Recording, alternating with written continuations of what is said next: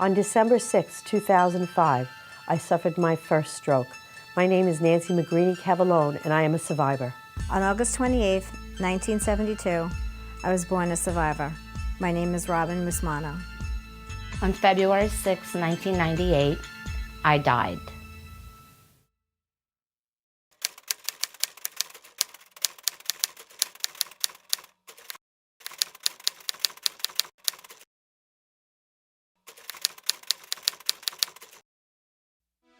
Well, you know the old saying, your life can change in a heartbeat. Well, mine did. My survival story started the day I was born. When I was 4 years old, I had my first open heart surgery. I was born with a hole in my heart that didn't close on its own.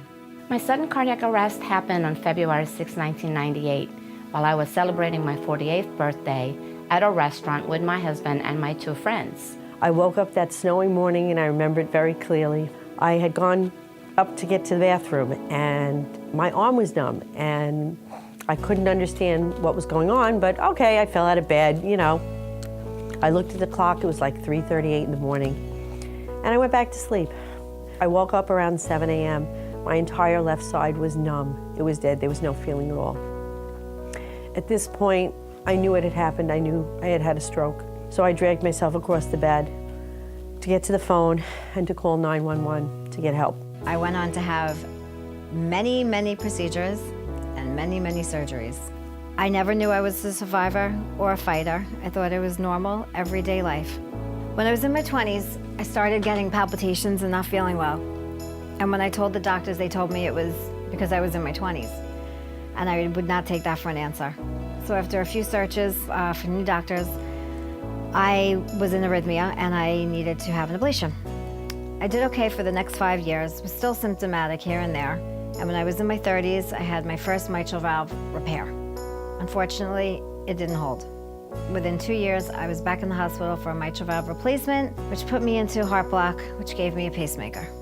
They called 911 to see if there was a nurse or a doctor in the restaurant. The nurse and the doctor started CPR.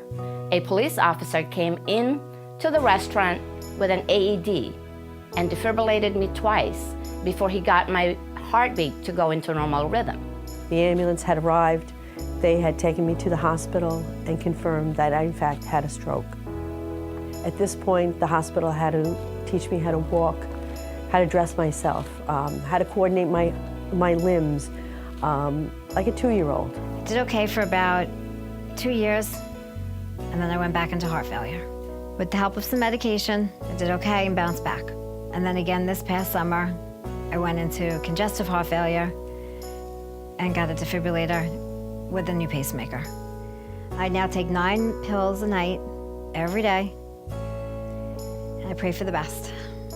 I am here today because CPR and AED saved my life.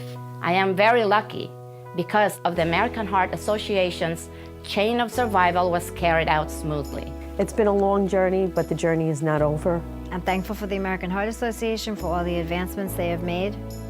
Without them, I wouldn't have my family, and I probably wouldn't be sitting here today.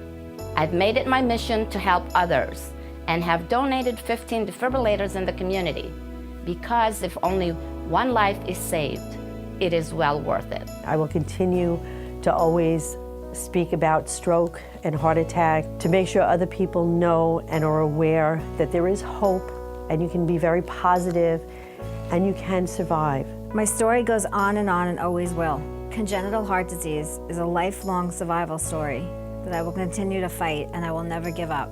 I sit here today sharing my story of survival so that others will have the courage to react, respond, and not be afraid to save a life.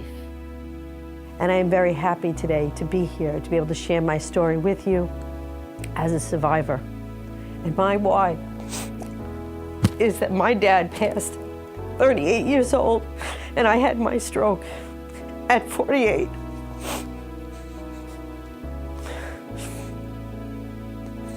My why is my daughter, my husband, and my family. My why are my grandsons and my family. If I had died that night, I would not have had all these incredible memories with my family and my grandsons.